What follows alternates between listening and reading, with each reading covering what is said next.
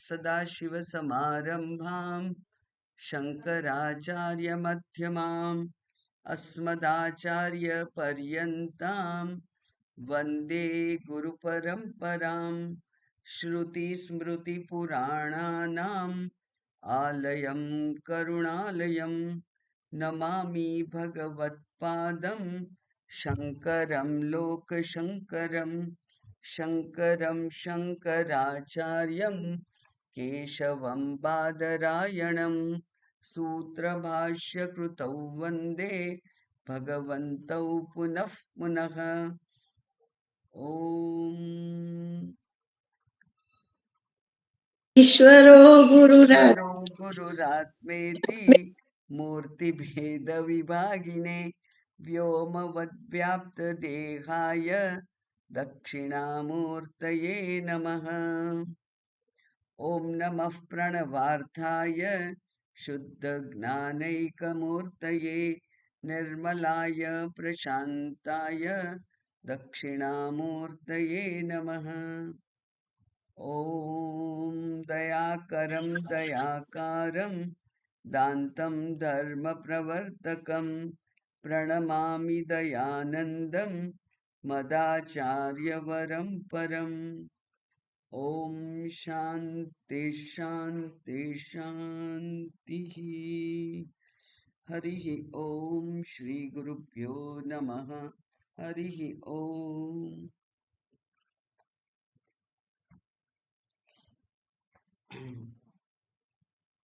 भज गोविंदम अथवा मोहमुद्गर अथवा चरपट पंजरिका એટલા બધા ત્રણ નામ છે અને પણ બહુ અત્યંત પ્રસિદ્ધ એવું શંકરાચાર્ય ભગવાનનું આ સ્તોત્ર છે. અહીંયા ગઈ વખતે થોડીક વાત કરી હતી આપણે કે પહેલા શ્લોકમાં ભગવાન શંકરાચાર્યજી જે મોહમાં ફસાયેલા બધા આપણા જેવા છે એને મૂઢમતી કહે છે. મોહ જેની બુદ્ધિમાં દ્રઢ થઈ ગયેલો છે તે મૂઢમતી. અને મોહ એટલે અયોગ્ય નિર્ણય.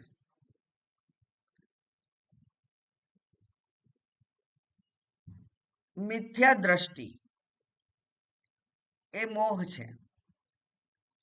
યોગ્ય વિવેકપૂર્વકનું પદાર્થનું ગ્રહણ ના થવું એ મોહ છે. એટલે કે આપણે બધા જ આ હું શરીર છું એવી જે એક સમજ ઊભી થઈ ગયેલી છે એ સમજ ખોટી છે. આ ખોટી સમજ એટલે જ મોહ, ડિલ્યુઝન કે છે એને. ખોટી સમજ એટલે જ મોહ. અને ખોટી સમજ એટલે હું દેહ નથી એવું નહીં, પણ આ દેહથી વિશેષ કંઈક છે એવી જેને વિચારવાની નું સામર્થ્ય જેની પાસે નથી એ બધા જ અમોહગ્રસ્ત છે. અને એટલે આખી દુનિયા જે છે એ મોહગ્રસ્ત. એક વાર્તા આપણે જોયેલી, કોઈક સંદર્ભમાં જોઈ હશે કે ઇન્દ્ર અને વિરોચન, દેવોના રાજા અને અસુરોના રાજા બંને બ્રહ્માજી પ્રજાપતિ પાસે જ્ઞાન લેવા ગયા. અને ત્યાં બ્રહ્માજીએ એમને કહ્યું કે જ્ઞાન તો હું આપીશ, પણ પહેલા તો તમારે આ આશ્રમની સેવા કરવાની, 32 વર્ષ સેવા કરવાની. અને એમણે સેવા કરી અને પછી કે છે કે એક મોટું વાસણ લાવી ને એમાં પાણી ભરો અને પછી અંદર જુઓ. પછી બંને તો બ્રહ્મચારીનો વેશ પહેરેલો, એટલે બંને અંદર કહ્યું કે આ તો બ્રહ્મચારી દેખાય છે અંદર. પછી કે છે હવે જાઓ તમે તમારા વસ્ત્ર અલંકાર પહેરીને આવો, મુકટ વકટ પહેરીને આવો. અને મુકટ પહેરીને ગયા. પછી કે હવે જુઓ, હા રાજા દેખાવ છું, બરાબર. તો બસ એ જ આત્મા છે, એ જ હું છું. કે એટલે જે પ્રતિબિંબમાં દેખાય છે એ જ હું છું, બીજું કોઈ છે? ના ના, હું જ છું, બસ. તો એ જ તું છે. કે અને એટલે બંને જતા રહ્યા. અને વિરોચન તો જતો જ રહ્યો. અને પછી તો આ જે એની મૂવી આવે છે એમાં તો આવે કે એ અસુરોએ એટલું બધા એમનું સ્વાગત કર્યું કે વિરોચન અમારા રાજા પ્રજાપતિ પાસેથી જ્ઞાન લઈને આવ્યા છે અને હવે અત્યંત જ્ઞાની પંડિત, અને હવે અમને એ જ્ઞાન આપશે. તો એ જ્ઞાન છે એ અસુરનું જ્ઞાન. અને ઇન્દ્ર પણ જતા રહેલા, પણ વચમાંથી બોટમાં એમને વિચાર આવ્યો કે ના ના, આ તો શક્ય ના હોય. કારણ કે મેં મુગટ પહેર્યો ત્યારે મુગટવાળો દેખાયો, બ્રહ્મચારી હતો ત્યારે બ્રહ્મચારી દેખાયો, અને અત્યારે હું આ નાવમાં બેસીને જઈ રહ્યો છું ત્યારે એ દેખાવ છું. તો આવો વિકારવાન આત્મા તો ના હોય. અને એટલે એ પાછા આવ્યા.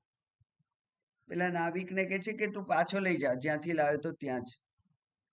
અને પછી કહે કે ગુરુજી તમે આવું કહ્યું, પણ એ તો બદલાયા કરે છે, અને જે બદલાયા કરે એ આત્મા કેવી રીતે હોય? ગુરુજી કહે છે વાહ બેટા, અભિનંદન અભિનંદન. બસ આશ્રમની સેવા કર અને તને હું પછી જ્ઞાન આપીશ. અને એમ અન્નમય કોશ, પ્રાણમય કોશ, મનોમય કોશ, વિજ્ઞાનમય કોશ, આનંદમય કોશ, એ બધા જ વારાફરતી સમજાયા. દરેક વખતે 32 વર્ષ સેવા કરાઈ આશ્રમની. અને અંતઃકરણ જ્યારે શુદ્ધ થયું ત્યારે એમણે મહાવાક્ય દ્વારા આત્મતત્વનો ઉપદેશ આપ્યો. તો અત્યારે જે દેખાય છે આપણને સમગ્ર જગત, એ આખું મોહગ્રસ્ત છે. કારણ કે જે દેખાય છે એને જ સત્ય માની લીધું છે. પણ ખરેખર એવું નથી. એટલા માટે કે છે કે હે મૂઢમતી. કેમ મૂઢમતી કહ્યું એને? કારણ કે વૃદ્ધ માણસ, અત્યંત વૃદ્ધ માણસ, જેનો હવે યમરાજા નજીક આવી ગયો છે, કાળ નજીક આવી ગયો છે, સંપ્રાપ્તે સન્નિહિતે કાલે, મૃત્યુનો સમય નજીક આવી ગયો છે, અને ત્યારે એ કરી રહ્યો છે શું? જગત અંતર્ગત જેને પાંડિત્ય કહેવાય, એ પાંડિત્યને પ્રાપ્ત કરવા માટે એ પ્રવૃત્ત છે. આમ આપણે બધા જ જે મારી પાસે નથી એ પ્રાપ્ત કરવા માટે આપણે પ્રવૃત્ત છીએ. જેની પાસે ધન નથી, એટલે કે એને એમ લાગે કે મારી પાસે ઓછું છે, એ ધનની પાછળ દોડે છે. જેની પાસે રૂપ નથી એ સુંદર બનવા પ્રયત્ન કરે છે. જેની પાસે અત્યંત શરીર સૌષ્ઠવ નથી એ યોગ પાછળ દોડે છે, એ આયુર્વેદ પાછળ દોડે છે. એ જેને પુત્ર નથી એને પુત્ર જોઈએ છે, પુત્ર માટે પત્ની જોઈએ છે, પત્ની લાવે એટલે ઘર જોઈએ છે. આ ઘર બહુ નાનું છે, બીજું મોટું જોઈએ છે. જેની પાસે જે નથી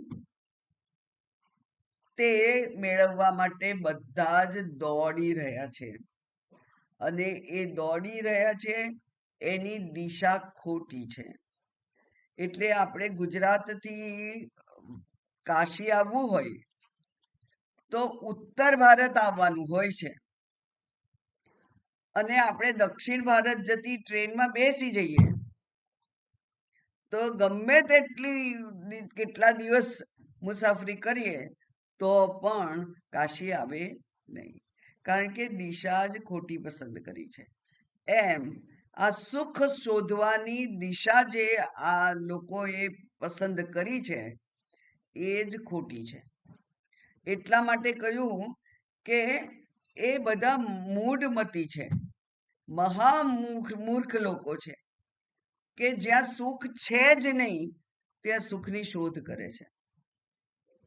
પેલા માજી જેમની સોય ખોવાઈ ગયેલી પોતાની ઝૂંપડીમાં તે સોય શોધવા નીકળ્યા અને ઝૂંપડીમાં તો અંધારું હતું, દેખાય નહીં, એટલે જ્યાં લાઈટ હતું એ લાઈટની નીચે શોધવા નીકળ્યા. બિચારા કેટલાક યુવાનો પણ મદદ કરવા નીકળ્યા અને પછી છેલ્લે કે છે પણ માજી આ સોય તમારી ખોવાઈ ક્યાં ગઈ હતી? તો કે છે ઝૂંપડીમાં. તો કે અહીં શું કામ શોધવા કરો છો? તો જ્યાં સુખ નથી ત્યાં આપણે શોધી રહ્યા છીએ, કેવી રીતે મળે? એટલે ભગવાને આ રમકડા રમવા માટે આપણા બધાની બુદ્ધિમાં માયા મૂકેલી છે અને એ જે જ્યાં નથી તે ત્યાં બતાવી દે છે.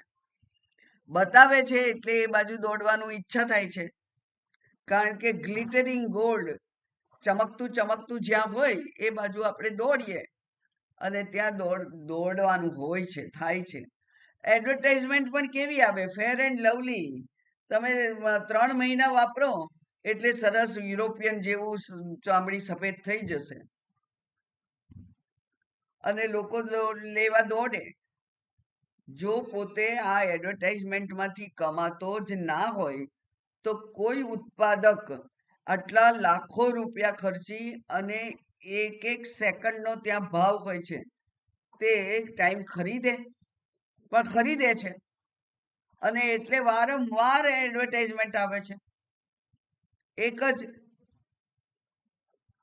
આમ કરી દો અને ઘરમાં એક પણ મચ્છર નહીં રહે, એટલે આપણે બધા લેવા દોડ્યા અને બરાબર મચ્છર જ્યાં લગાડેલું છે એની નીચે બરાબર મચ્છર કરડે છે.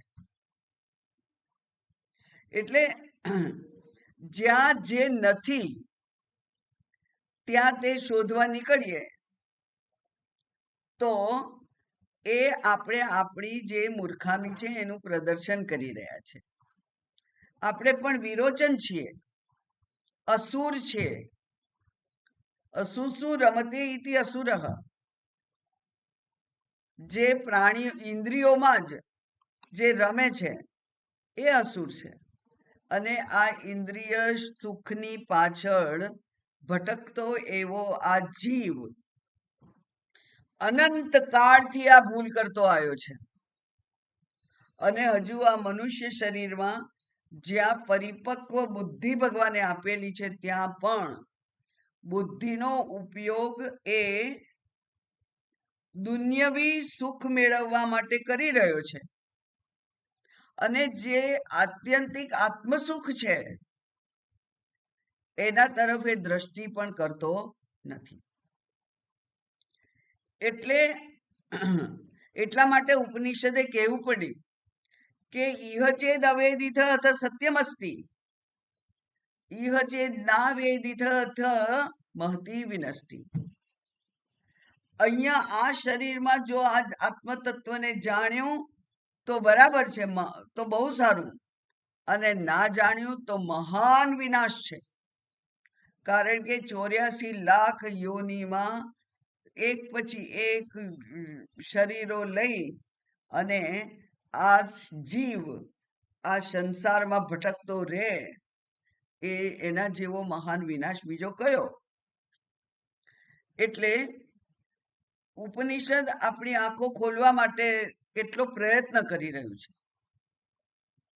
અને આપણે એમાં જાણે કે એનાથી છટકી જવા માટે બારીઓ શોધીએ છીએ. અને એટલા માટે કઈ ના મળે તો એમ કે ઈશ્વરની ભક્તિ કરવાની, હું તો જન્મ જન્મ ભક્તિ માંગુ, ના માંગુ હું તો જન્મો જન્મ અવતાર માંગુ, ના માંગુ મુક્તિ, મુક્તિ ન માંગુ રે, એવું નરસિંહ મહેતાએ કહ્યું. જન્મો જન્મ અવતાર હે ભગવાન આપની સેવા કરવા માટે. અને કેનોપનિષદ કહે છે કે યદ વાગ અનભ્યુદિતમ યેન વાગ અભ્યુદ્યતે તદ બ્રહ્મ. જેને વાણી પ્રદર્શિત ના કરી શકે, નિર્દેશિત ના કરી શકે, પણ જેના વડે વાણી બહાર પ્રગટ થવા માટે સામર્થ્યવાન બને છે, તે બ્રહ્મ છે, તે હું છું. ન ઇદમ યદ ઇદમ ઉપાસતે. એટલે જેને ઈદમ તરીકે, આ શિવલિંગ, આ મારા ઈષ્ટદેવ તરીકે જેને તમે ઉપાસના કરો છો, તે બ્રહ્મ નથી. ન ઇદમ નેદિદમ યદ, જેનો તમે યદિ ઇદમ તયા, ઇદમ મીન્સ ઇદમ તયા ઉપાસતે, જેની આ મારા દેવ છે, આ મારા ઈષ્ટદેવ છે, કૃષ્ણ છે, બાલકૃષ્ણ છે, ગોપાલ કૃષ્ણ છે, શિવલિંગ છે, શાલિગ્રામ છે, શક્તિ છે, એ મારા દેવ છે, એને એવી રીતે જેની તમે ઉપાસના કરો છો, તે બ્રહ્મ નથી, એમ કે છે. એટલે કે જે બ્રહ્મની આ ઉપનિષદ વાત કરે છે તે, એટલે કે સગુણ બ્રહ્મ. સગુણ બ્રહ્મ તો છે, પણ નિર્ગુણ બ્રહ્મની પ્રાપ્તિ વગર મોક્ષ નથી. સગુણ બ્રહ્મની પ્રાપ્તિથી મોક્ષ નથી, નિર્ગુણ બ્રહ્મની પ્રાપ્તિથી મોક્ષ છે. એટલા માટે ત્યાં કહ્યું કે જેને તમે ઉપાસના કરો છો તે બ્રહ્મ નથી, એમ જાણો. તો શું બ્રહ્મ છે? યેન વાગ અભ્યુદ્યતે, જેના વડે આ વાણી સ્ફુરિત થાય છે, તે બ્રહ્મ છે. એટલે કે આ ચૈતન્ય જે છે એ જ બ્રહ્મ છે, એવું તમે જાણો. બહાર ભટકવાની જરૂર નથી. એટલે બહારના પદાર્થો પણ નહીં અને બહારની ભક્તિ પણ નહીં, એવું ત્યાં ઉપનિષદમાં કહ્યું છે. એટલા માટે શંકરાચાર્યજી તો એ જ વાત અહીંયા કરે છે. એ કહે છે કે હવે તમારો અંતકાળ આવી ગયો છે, હે ભાઈ. યમરાજા બારણા પર ટકોરા મારી રહ્યા છે, ત્યારે તમે શું કરી રહ્યા છો? ડુક્કૃન કરણે વ્યાકરણ ભણી રહ્યા છો, અને વ્યાકરણ ભણી અને પછી પંડિત કેવડાવવા માટે પ્રયત્ન કરી રહ્યા છો. એટલે વ્યાકરણ ભણવું એ એક ઉપલક્ષણ કહેવાય. અહીંયા સેમ્પલ, એક સેમ્પલ આપ્યું. એટલે કે કંઈ પણ એક સુખની પ્રાપ્તિ માટે જે કંઈ દુનિયાવી જગત અંતર્ગત જે કંઈ તમે કરી રહ્યા છો, તે ખરેખર કરવા યોગ્ય નથી. હવે તો જાગો. એટલા માટે વિવેકાનંદ દ્વારા વાક્ય જે પ્રસિદ્ધ થયેલું છે એ છે, ઉત્તિષ્ઠત જાગ્રત પ્રાપ્ય વરાન નિબોધત. પ્રાપ્ત કરવા માટે, શું પ્રાપ્ત કરવા માટે? વરાન, જે શ્રેષ્ઠ છે એને પ્રાપ્ત કરવા માટે તમે બોધ ગ્રહણ કરો. અને એટલા માટે શું કરો? ઉત્તિષ્ઠત જાગ્રત. હવે વ્યવહારમાં તો આપણે પહેલા જાગીએ અને પછી ઉઠીએ પથારીમાંથી, પણ એ કે છે ઉત્તિષ્ઠત, પહેલા ઉઠો. ઉઠેલા તો તમે બધા છો જ, કારણ કે પ્રયત્ન કરી રહ્યા છો, પ્રગતિ કરી રહ્યા છો, વ્યવહાર કરી રહ્યા છો, ઉઠેલા તો છો જ, પણ જાગો. એટલે કે અંધકારની, અજ્ઞાનના અંધકારમાંથી જાગો. તમે અજ્ઞાન નિદ્રામાંથી જાગો.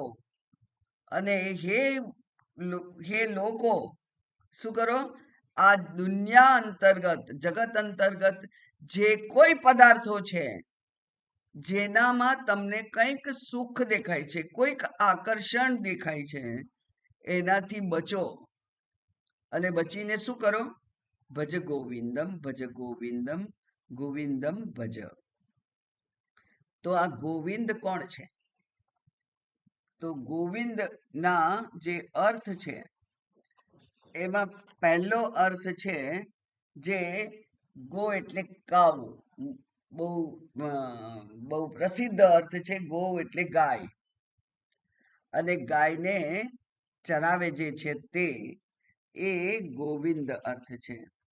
એટલે કે આ જે ગાયોના ગોવાળ રૂપ જે ગોવિંદ છે, જે અવતાર છે, એ અવતારને તમે ભજો. આ પહેલો અર્થ, આ સ્થૂળ અર્થ છે. ગોવિંદ એટલે પેલો કૃષ્ણ કનૈયો જે ગોપાલ રૂપે નંદ ઘેર કાર્ય કરતો હતો, એ ગોવિંદને તમે ભજો એટલે કે ભક્તિ. ગોવિંદનો બીજો અર્થ છે ગો એટલે પૃથ્વી, અને પૃથ્વી ને જે બહાર લાવનાર જે વારાહ અવતાર છે, એ વારાહ અવતાર, એને એવા કૃષ્ણને તમે ભજો. એટલે કે આ પેલો એક જે ગોપાલ રૂપનો એક અવતાર, પછી વારાહ અવતારની વાત કરી કે ગો એટલે પૃથ્વી, તો એને તમે ભજો. જે અવતારી છે એનું તમે ભજન કરો. ત્રીજો અર્થ ગોનો છે આ ઇન્દ્રિયો. ગો એટલે ઇન્દ્રિયો. તો ઇન્દ્રિયો જે છે એ એનો વિંદ, ગોવિંદ. ગો એટલે ઇન્દ્રિયો, અને ઇન્દ્રિયોને જે મેનેજ કરનાર છે, ઇન્દ્રિયોનું જે સંયમન કરનાર છે, એને તમે ભજો. તો ઇન્દ્રિયોનું સંયમન, ઇન્દ્રિયમાં મન પણ આવી જાય, એટલે કે ઇન્દ્રિયોનો સંયમન કરનાર જે છે એને તમે જાણો. ભજો એટલે જાણો. તો અહીંયા કેવું પડે કે કેનોપનિષદનો પેલો શિષ્ય છે, એ પૂછે છે કેને શિતમ પ્રેષિતમ મનઃ, કોના પ્રેરણાથી, કોના કહેવાથી મન વિષયોમાં જાય છે, ઇન્દ્રિયો વિષયોમાં જાય છે? તે પરમાત્મા છે. એટલે કે અહીંયા જે ચૈતન્ય છે, ચૈતન્ય રૂપ, એ ચૈતન્ય શ્રોત્રસ્ય શ્રોત્રમ, ઇન્દ્રિયોના પણ પાછળ જે રહેલું જે તત્વ છે એને તમે જાણો. તો આ અર્થ આપણા માટે તો બહુ ગ્રાહ્ય છે કે આત્મા, આત્મ સ્વરૂપ જે છે, સમગ્ર ચેતન, સમગ્ર જડ જગતને, સમગ્ર જડ આ પ્રકૃતિને ચેતનવંત બનાવનાર, ચેતના આપનાર જે છે, એ જ ખરેખર તો મુખ્ય તત્વ છે. એને તમે જાણો. એટલે જે કોઈ જ્ઞાન થાય છે, એ જ્ઞાન જેના હોવાને કારણે થાય છે તેને જાણો. હવે એ વ્યાકરણનું જ્ઞાન હોય કે એન્જિનિયરિંગનું જ્ઞાન હોય, મેડિસિનનું જ્ઞાન હોય, ગૃહસ્થીનું જ્ઞાન હોય, જે કોઈ જ્ઞાન છે, એ જ્ઞાન જે છે એ જેના દ્વારા પ્રાપ્ત થવા માટે શક્તિમાન બને છે, એને તમે જાણો, એને ભજો. એટલે કે અહીંયા આત્મ ચૈતન્યની વાત કરી છે. અને એ આત્મ ચૈતન્યને જાણવા માટે શું કરવાનું? તો એ કહે છે કે જ્ઞાનનો ભંડાર તો એક જ છે, અને એ છે વેદ, વેદાંત. એટલા માટે ગોનો અર્થ વેદ પણ થાય છે. ગો એટલે વેદ, એટલે વેદને જાણો. વેદને જાણો એટલે વેદને, વેદાંતને જાણો. વેદને જાણીને પણ વાંધો નથી, કારણ કે અર્થ કામ એ જે પ્રાથમિક જે આકર્ષણ હોય છે, એ અગર જો ધર્મ માર્ગે પૂરું થાય તો એ યોગ્ય છે. અને એ અર્થકામને પૂર્તિ કરવા માટેના બધા જ ધર્મ માર્ગના સાધનો વેદમાં ઉત્તર ભાગમાં, પૂર્વ ભાગમાં બતાવેલા છે. એટલે વેદ અને પછી વેદના જ ભાગ રૂપે ઉપનિષદો છે, એટલે અંત. તો એ જે અર્થકામ મેળવી અને ભોગવી અને પછી તમે થાક્યા હો, વિચાર કરવાને સામર્થ્યવાન બન્યા હો, તો પછી વેદાંતમાં જાઓ. પરીક્ષ લોકાન બ્રાહ્મણાઃ કર્મચિતાન. અને એ શું કરે છે? નિર્વેદ માયાત. એને પછી વૈરાગ્ય આવે છે. અને વૈરાગ્ય આવીને પછી શું થાય? તો કે છે સ ગુરુમેવા વિગચ્છેત. એ ગુરુ પાસે જાય. કારણ કે કંઈ કરવાથી જે સિદ્ધ જ છે, પ્રાપ્ત જ છે, એને પ્રાપ્ત ના કરી શકાય. અકૃત કૃતેન ન પ્રાપ્ય. જે અકૃત છે, જેને ઊભું નથી કરવાનું, જેને ઉત્પન્ન નથી કરવાનો, જે છે જ, ક્યાંયથી લાવવાનું નથી, એને ઉત્પન્ન કરવાનું નથી, એને માત્ર જાણવાનું છે. અને એ કોઈ કર્મથી થઈ શકે નહીં. એટલે કર્મણા સત્વશુદ્ધિ, કર્મથી માત્ર અંતઃકરણ શુદ્ધિ થાય, ન તો વસ્તુપલભ્યતે. એનાથી સિદ્ધિ પ્રાપ્ત થાય નહીં. એટલે હે મનુષ્ય, હે મૂઢમતી, કંઈ કરવાથી આત્મા પ્રાપ્ત નહીં થાય. ડુક્કૃન કરણે મેં કહ્યું જ કે ઉપલક્ષણ છે કંઈ પણ કરવા માટેનું, પ્રાપ્ત કરવા માટેનું. એ કે છે કંઈ કરવાથી પ્રાપ્ત થાય એ આત્મા નહીં હોય. કંઈ પણ જો કરવાથી પ્રાપ્ત થશે તો એ આત્મા નથી. કારણ કે આત્મા પ્રાપ્ત કરવાની વસ્તુ જ નથી, સિદ્ધ છે. તો એ સિદ્ધ વસ્તુને બહારથી લાવવાની નથી. એટલે અહીંયા કહ્યું કે ગોના અર્થ આપણે બધા જોયા કે ગો એટલે ઉપનિષદ અથવા વેદ. અને વેદ છે જેમાં આત્મતત્વની સમજણ આપેલી છે, તે એ કંઈ કરવાથી પ્રાપ્ત થશે નહીં. એટલા માટે ભગવાને ભગવદ્ ગીતામાં કહ્યું કે સર્વધર્માન પરિત્યજ્ય મામેકમ શરણમ વ્રજ. સર્વધર્માન, ધર્માન એટલે કર્માન. સર્વધર્મ, ધર્મ એટલે કર્મ, ધર્મ એટલે કર્તવ્ય કર્મ. બધા જ કર્મ છોડી દે તું. કર્તવ્ય કર્મ માત્ર કર્મયોગ સુધી છે.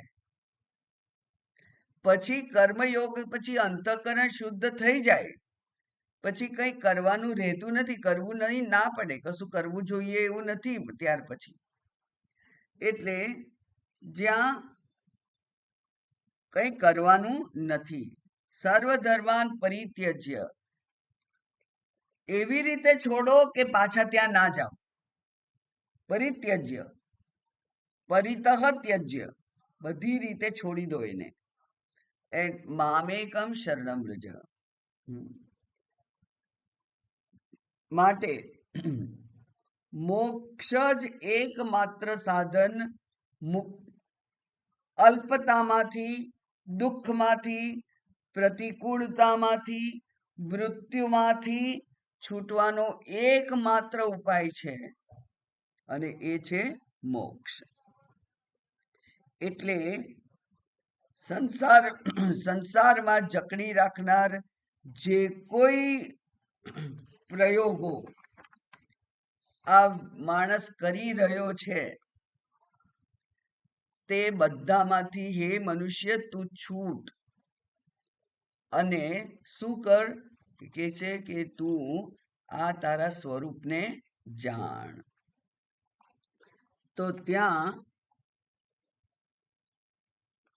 પહેલો શ્લોક પૂરો કરીએ, પછી બીજો છે જે પેલું બીજું ભજગોવિંદ ચરપટ પંજરિકા છે, એમાં છે 18મો શ્લોક. જો ભાષાંતર વાંચવું હોય તો 18મો શ્લોક છે.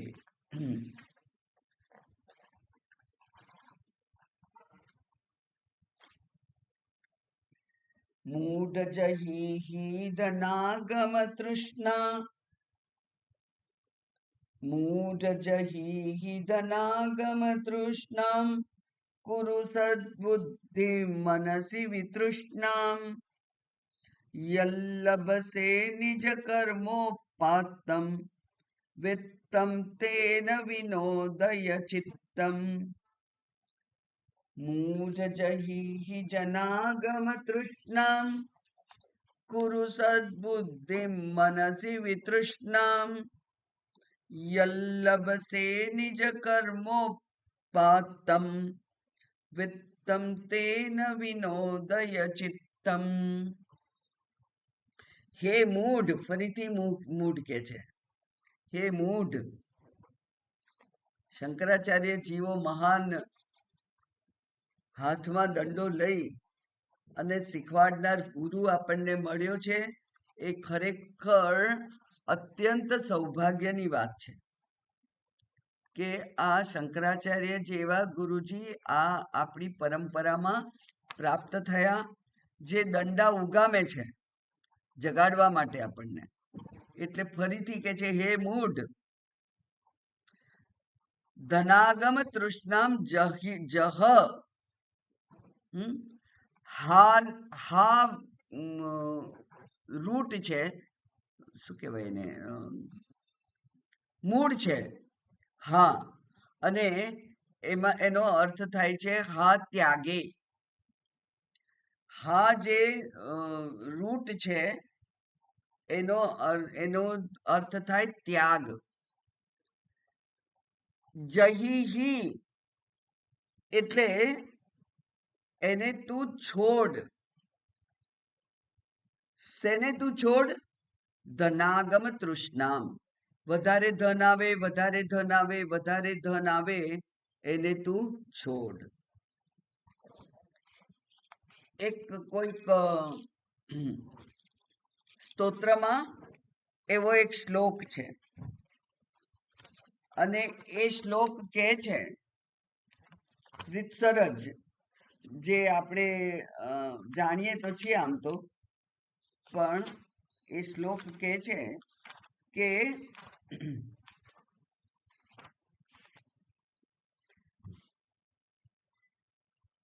જેની પાસે 100 રૂપિયા છે એને 1000 રૂપિયા જોઈએ છે, જેની પાસે 1000 છે એને 1 લાખ જોઈએ છે, જેની પાસે લાખ છે એને 10 લાખ જોઈએ છે, જેની પાસે 10 લાખ છે એને 10 કરોડ જોઈએ છે. એટલે કે છે કે લક્ષેશો ક્ષિતિપાલતામ ક્ષિતિપતિ ચક્રેશવત સંપદમ ચક્રેશ પુનરીન્દ્રિતામ સુરપતિ બ્રહ્માસ્પદમ વાંછતિ બ્રહ્મા વિષ્ણુ પદમ હરિહર પદમ તૃષ્ણામ વધીમ કો ગતઃ. એ કે છે કે આ તૃષ્ણાની તો કોઈ અંત છે? જેને જે બ્રહ્માજી છે એ સુરપતિ જે રાજા છે એને બ્રહ્માજી થવું છે. એટલે કે ઇન્દ્ર છે એને બ્રહ્મા થવું છે, બ્રહ્મા છે એને વિષ્ણુ પદ પ્રાપ્ત કરવું છે, વિષ્ણુ છે એને હરપદ પ્રાપ્ત કરવું છે, શિવપદ પ્રાપ્ત કરવું છે. એટલે આ તૃષ્ણાને કોઈ અવધિ ખરી, એનો કોઈ અંત ખરો, એવું પૂછે છે અહીંયા.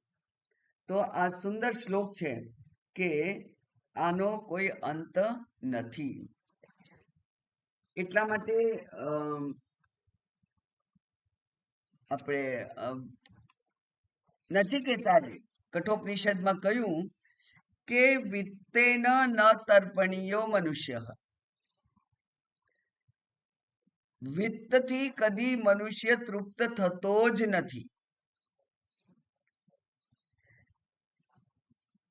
બીજું યાજ્ઞવલ્ક્યનું ઉદાહરણ લઈએ તો મૈત્રેયી પૂછે છે કે આ ધન તમે અમારા બધાની વચ્ચે, અમારા 2 જણની વચ્ચે વહેંચી લો છો અને તમે જતા રહો છો, તો આ ધનથી તમે જે આત્માની પ્રાપ્તિ કરવા માટે જાઓ છો તે આ ધનથી મળે?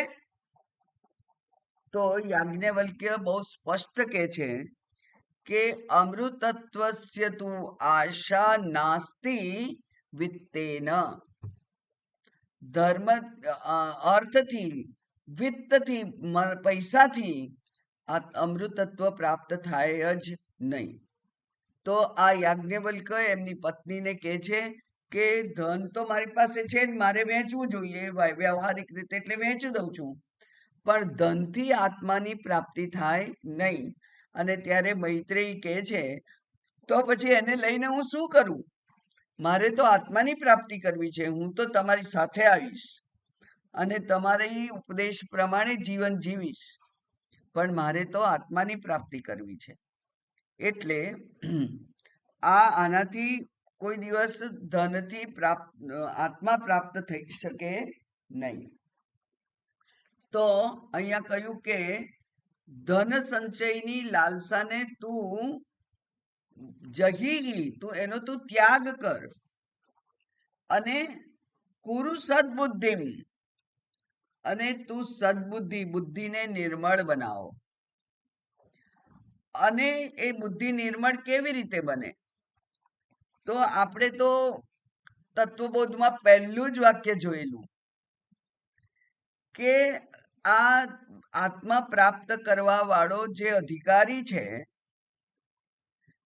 જેને મુક્તિ પ્રાપ્ત કરવી છે, એ મુમુક્ષુ છે. એનો અધિકારી ને એમનામાં પહેલું લક્ષણ હોય વિવેક.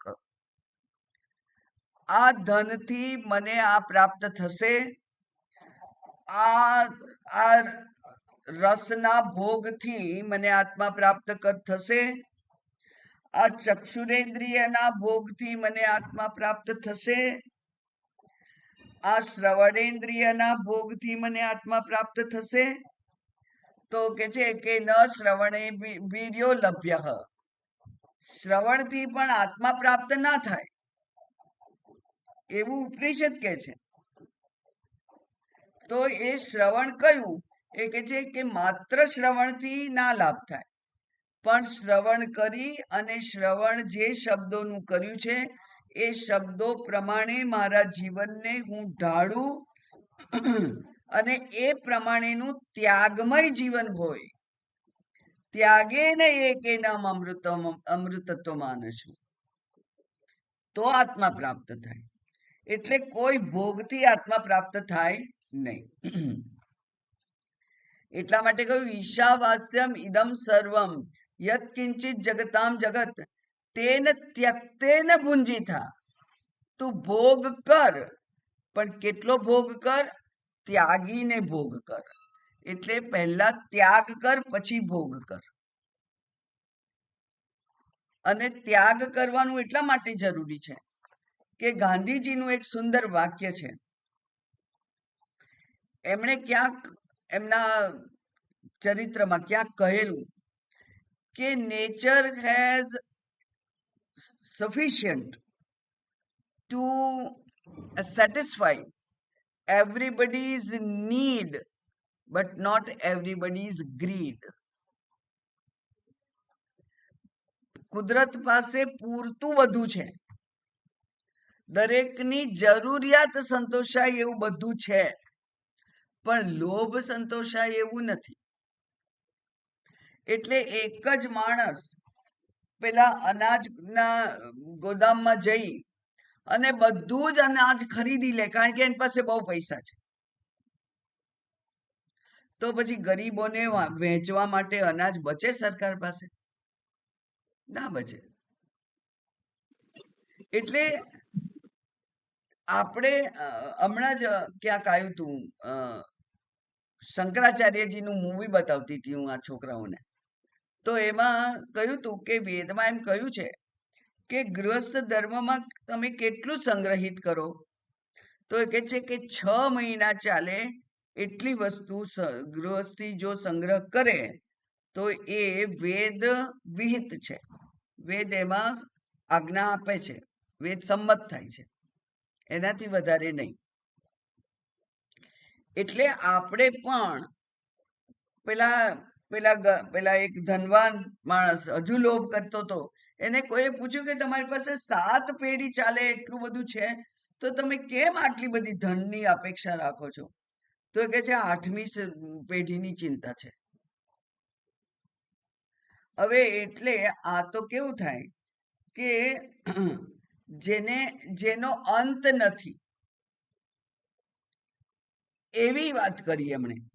8મી પેઢી જેટલું આવે તો 9મી ને 9મી આવે તો 10મી ને એનો તો કોઈ અંત છે?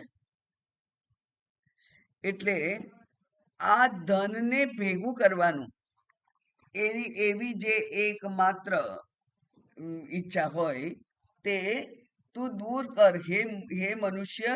ધનાગમ તૃષ્ણામ જહી. એક મનુષ્ય જ એવો છે કે જે સંગ્રહ કરે છે. બીજું કયું પ્રાણી સંગ્રહ કરે છે? કોઈ પ્રાણી સંગ્રહ કરતું નથી. બધા પોતપોતાની તે સમયની જરૂરિયાત પૂરી થઈ જાય એટલે એ બધું ઢગલો પડ્યું હોય તોય અટકી જાય. ગાયનું પેટ ભરાઈ જાય પછી એ ઢગલો પડ્યો હોય તોય એ ત્યાંથી ખસી જાય. એક મનુષ્ય જેવો છે કે જે પેલો ચરુ પ્રાપ્ત થયો હોય તો વાંદરાની જેમ ગળામાં હાથ નાખે ચણા લેવા અને મુઠ્ઠી ભરી લે અને પછી હાથ બહાર ના નીકળે અને તડપે પણ મુઠ્ઠી છોડે નહીં. મુઠ્ઠી છોડે તો તરત હાથ બહાર નીકળી જાય, પણ મુઠ્ઠી છોડવી નથી અને ગળામાંથી બહાર હાથ કાઢવો છે તો બે ના બને. લોભ પણ છે અને મુક્તિ પણ જોઈએ છે, કારણ કે મુક્તિ તો અત્યંત આકર્ષક છે.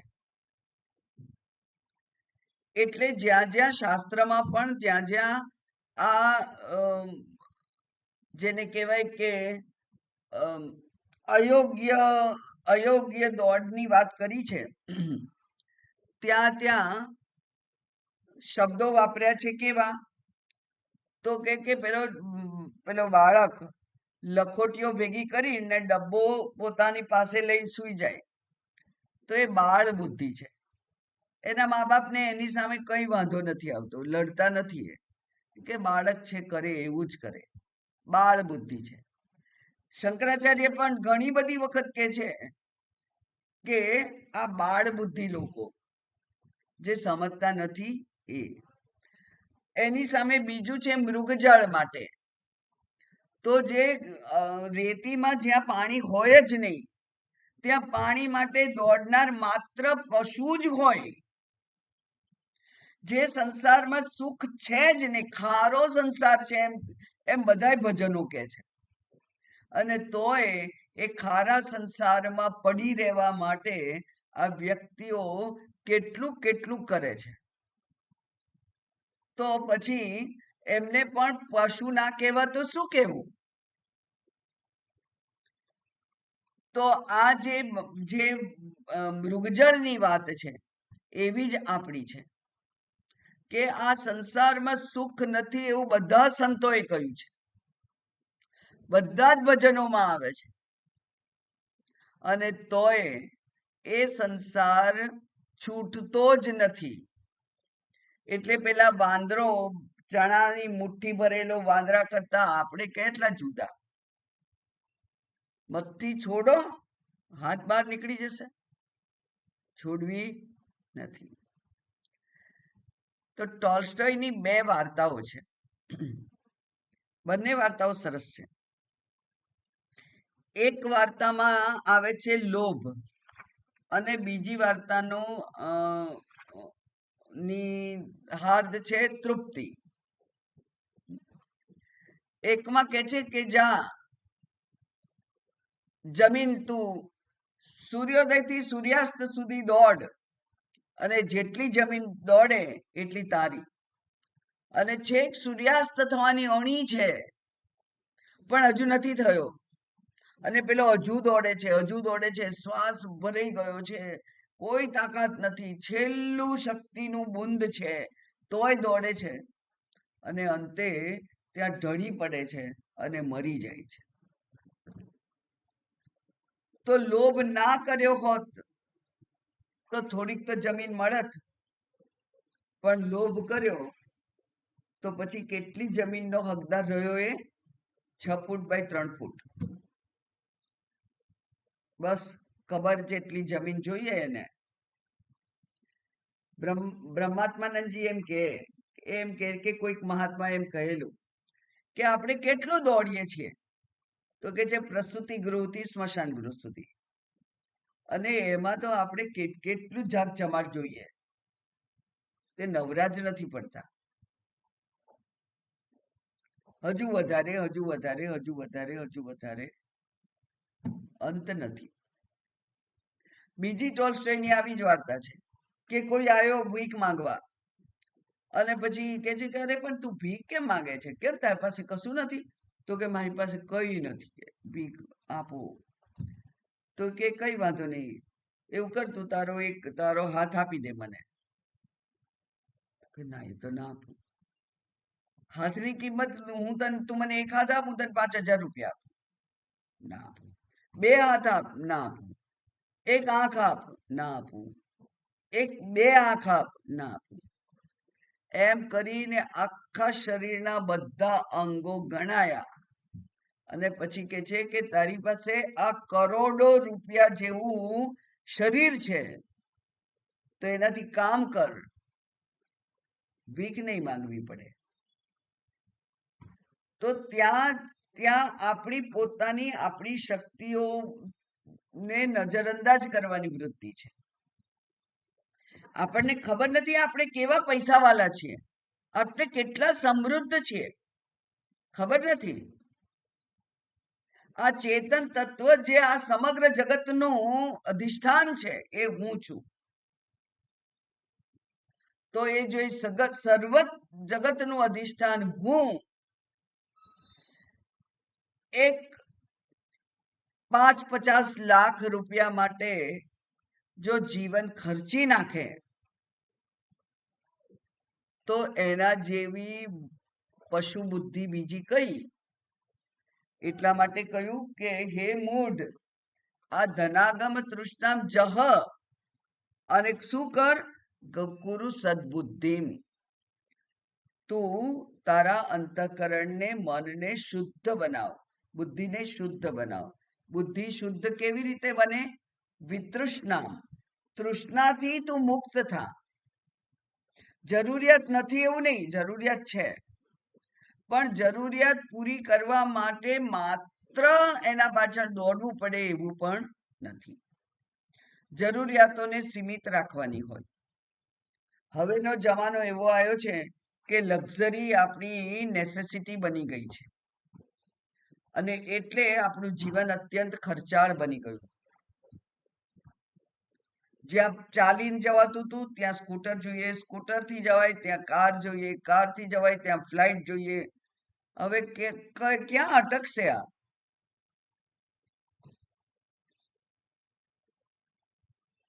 ઘરમાં સાદી રસોઈથી પેટ ભરાય તો હોટલમાં, અને સાંભળીને આશ્ચર્ય થાય, અમારા જેવાને તો થાય જ. આમ તો પાર્ટી લોકો કરે, એક ડીશના 2500 રૂપિયા. એક ડીશના 2500 રૂપિયામાં એક ટાઈમમાં 250 ગ્રામ જે ખાવાનું, એના 2500 રૂપિયા. એવી પાર્ટી થાય, અને એવા 1000 માણસ બોલાયા હોય, 500 માણસ બોલાયા હોય. એટલે આ તો કેવી તૃષ્ણા છે, શેનાથી સંતોષ થશે? મનથી તૃષ્ણા વગરનો થા. કારણ કે જરૂરિયાતો બધાની સંતોષાય જ છે, પણ લોભ સંતોષવાનો કોઈ ઉપાય નથી, કારણ કે લોભને થોભ નથી. એટલે લોભ જ્યાં હોય ત્યાં દોડ્યા વગર છૂટકો જ નથી. પણ સંતોષ, અને ભગવાને ભગવદ્ ગીતામાં પણ તુષ્ટિ, એ તુષ્ટિને એક સદગુણ તરીકે ગણાયો છે. એટલે સંતુષ્ટિ જે છે એમાં સંતોષ. હવે જે છે એમાં સંતોષ કેવી રીતે કરવાનો? તો એ પણ એના માટે પણ આ શાસ્ત્ર કહેશે તમને. શાસ્ત્ર કહે છે કે યલ્લભસે જે કઈ પ્રાપ્ત તને થશે તે શું પ્રાપ્ત થશે? તો એ કહે છે કે નિજ કર્મ ઉપાત્તમ, પોતે કર્મથી જે કમાઈ અને સંચિત કર્મમાં પુણ્ય પાપ રૂપે ભેગું કરેલું છે એ જ મળશે. પ્રારબ્ધમાં જે લઈને આવ્યો છે એટલું જ સુખ થશે, એટલું દુઃખ પણ થશે જ. એટલે પ્રારબ્ધની વાત કરીએ અહીંયા. કારણ કે લોકો પુરુષાર્થ તો ઘણો કરે છે, પણ એ પુરુષાર્થથી પણ એમને જે સુખ સંતુષ્ટિ આપે એવું સુખ ખરેખર મળે છે ખરું? એવું આપણે દુનિયામાં જ તપાસ કરવાની હોય. જેની પાસે અત્યંત ધન છે, એની પાસે શરીરની સ્વસ્થતા નથી, જેની પાસે શરીરની સ્વસ્થતા છે એની પાસે ડિગ્રી નથી, એની પાસે કમાવાનું સાધન નથી, બુદ્ધિ નથી. એટલે જે કોઈ બધું છે એવું તો કોઈ હોઈ જ ના શકે. તો નિજ કર્મ, નિજ એટલે પોતાનું, પોતાના કર્મથી ઉત્પન્ન થયેલું જે પાપ પુણ્ય રૂપી જે ધન છે એ જ સુખ દુઃખ રૂપે આ શરીરમાં ભોગવવાનું છે. એનાથી જ તું સંતુષ્ટ થા. મનસી વિતૃષ્ણમ, તૃષ્ણા ત્યજી દે અને જે મળે છે એનાથી સંતુષ્ટિ અનુભવ. યલ્લભસે, પ્રારબ્ધ અનુસાર જેટલું મળી જાય. અને અહીંયા માત્ર ધનની જ વાત નથી, ધન તો સ્થૂળ છે, પણ સાથે સાથે બે શબ્દો બ્રહ્માત્માને જે સુંદર સમજાવેલા છે. એને એકને કહે છે સંપત્તિ અને બીજાને કહે છે સમૃદ્ધિ. સંપત્તિ બાહ્ય હોય અને સમૃદ્ધિ આંતરિક હોય. તો આંતરિક સદ્ગુણો રૂપી જે સમૃદ્ધિ છે એ સમૃદ્ધિને સંપત્તિ સાથે કોઈ નિસ્બત નથી. એટલે ગમે તેવો પૈસાવાળો માણસ હોય, જે ખાધે પીધે સુખી ઘર છે, બધું છે, કુટુંબ છે, એવો માણસ એ પણ ભેળસેળ કરી અને વધારે પૈસા કમાય, કાળા બજાર કરી અને વધારે પૈસા કમાવા, કોઈકને છેતરી અને કોઈકનું લૂંટી લેવું, કોઈકને કોઈક કાગળોમાં એટલે કે ડોક્યુમેન્ટ્સમાં છેડછાડ કરી અને કોઈકનું કંઈક લૂંટી લેવું, આપણી પાસે તફડાઈ લેવું. તો આ બધું જે કંઈક છે એ કઈ વૃત્તિ છે? એ તો પાશવી વૃત્તિ છે. કોઈકનું લઈ લીધીને ઝૂંટવી લઈને કદી સુખ મળતું હોય? સુખની સંતોષની પ્રાપ્તિ કદી થાય જ નહીં. એટલા માટે નિજ કર્મ ઉપાત્તમ, આપણે આપણા જ પ્રારબ્ધથી જે કંઈ મળે એનાથી સંતુષ્ટ થઈ અને તેન વિત્તમ વિનોદય ચિત્તમ, એનાથી જ તું ચિત્તને પ્રસન્ન કર. એટલે ચિત્તની પ્રસન્નતા આપણા જ હાથમાં છે. આપણે જ એને પ્રાપ્ત કરી શકીએ અને એના માટેના જે બધા વાક્યો છે એ બધા આપણે જોયા કે આપણું એક વેલ્યુ સ્ટ્રક્ચર બદલાવવું જોઈએ. વેલ્યુ સ્ટ્રક્ચર એટલે ધન અગત્યનું છે કે સદવ્યવહાર અગત્યનો છે? જો ધન અગત્યનું હોય તો વ્યવહારમાં બધી ગોલમાલ ચાલે, તો સંતુષ્ટિ ના રહે, તો તમે કોઈ દિવસ શાંતિથી ઊંઘ નહીં લઈ શકો. એટલે ધન અગત્યનું છે કે માનસિક સંતોષ અગત્યનો છે? આખું વેલ્યુ સ્ટ્રક્ચર બદલાવવું જોઈએ.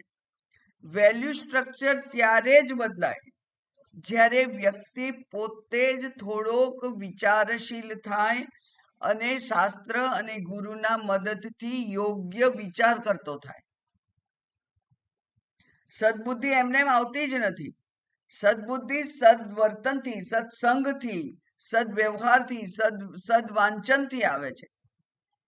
એ સદવાંચન, સદવ્યવહાર, સત્સંગ એ કરવાથી આપણી જે મૂલ્યો છે, જીવન જીવવાના જે મૂલ્યો છે, હું મરી જાઉં પણ હું જૂઠું ના બોલું, એમ જે લોકો કેટલાક કહેતા હોય છે, એ ખરેખર સાચું છે જો એ સાચું બોલતા હોય તો.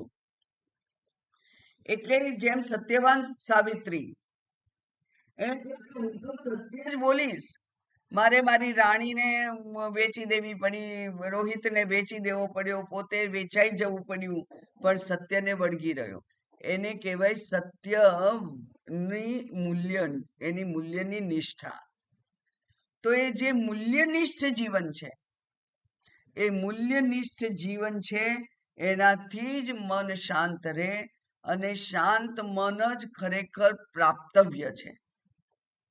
શાંત મનને તો ભગવદ્ ગીતા, શંકરાચાર્યજીએ કાશી પંચાકમમાં કહ્યું કે મનો નિવૃત્તિ પરમોપશાંતિ, અને એ જ તીર્થવર્યા, એ જ શ્રેષ્ઠ તીર્થ છે. તો શાંત મનથી જે આનંદની અનુભૂતિ થાય છે, એ બાકી કોઈ ક્રોધ, લોભથી થતી નથી. એટલે પહેલા શ્લોકમાં શંકરાચાર્યજીએ સમગ્ર પ્રવૃત્તિને ઉલ્લેખ કર્યો કે કોઈ પણ પ્રવૃત્તિ જે આત્મતત્વના પ્રાપ્તિ માટે જરૂરી નથી, એવી બધી પ્રવૃત્તિમાંથી તમે નિવૃત્ત થઈ અને આત્મવિચાર કરવામાં જ પ્રવૃત્ત થાવ.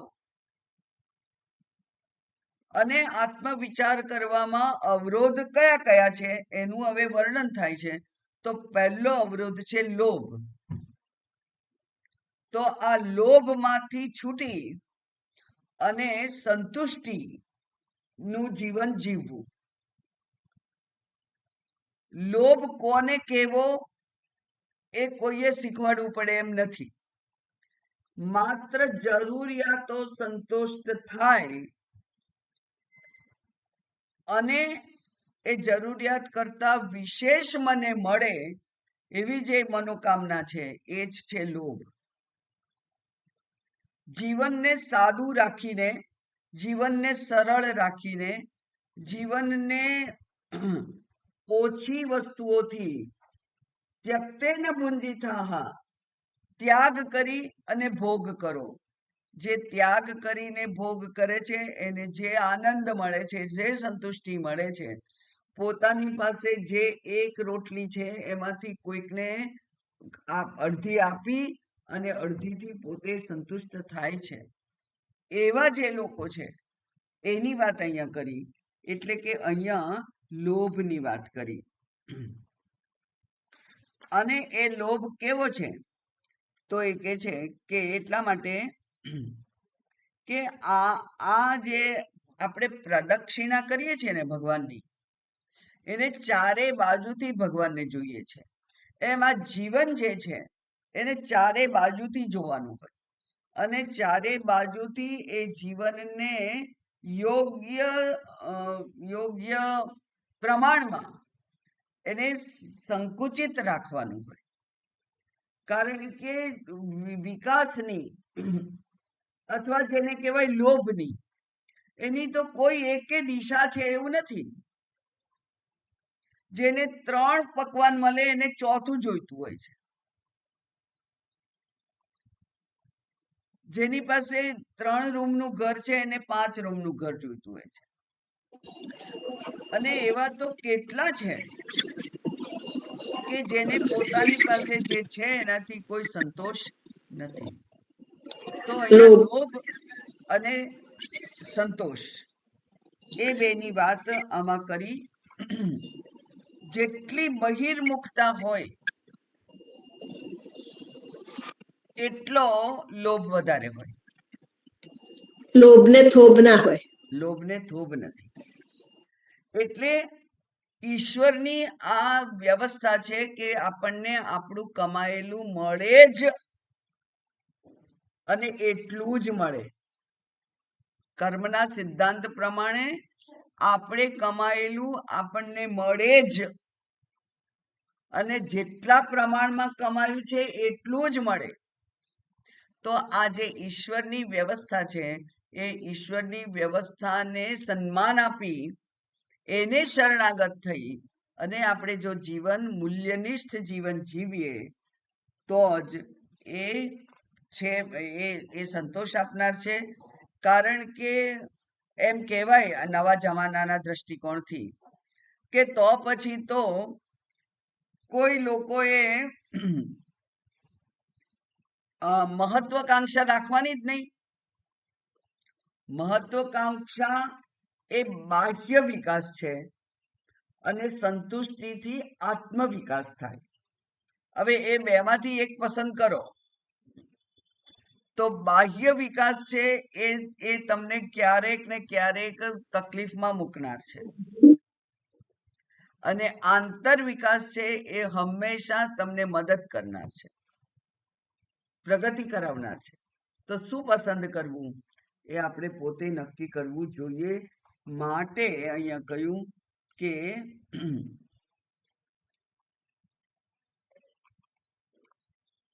આ ધન જે છે એ જ ખરેખર બધા જ દૂષણોનું કારણ છે. એટલા માટે સૌથી પહેલી વાત કરી ધનની. સર્વ અનર્થોનું મૂળ છે ધન. માટે પહેલી વાત શંકરાચાર્યજીએ કરી કે ધનથી તમે સંતુષ્ટ રહો. ધન એટલે ધન અને ધનથી મેળવી શકાય એવા બધા જ સુખના સાધનો, એનાથી સંતોષ રાખવો એ જ ખરેખર તો આ આત્મલાભ માટેનો ઉપાય છે. બાકી કાલે જોઈશું હવે આગળ. ઓમ પૂર્ણમદ પૂર્ણમિદમ પૂર્ણાત પૂર્ણમુદચ્યતે પૂર્ણસ્ય પૂર્ણમાદાય પૂર્ણમેવાવશિષ્યતે. ઓમ શાંતિ શાંતિ શાંતિ. હરિ ઓમ. શ્રી ગુરુભ્યો નમઃ. હરિ ઓમ.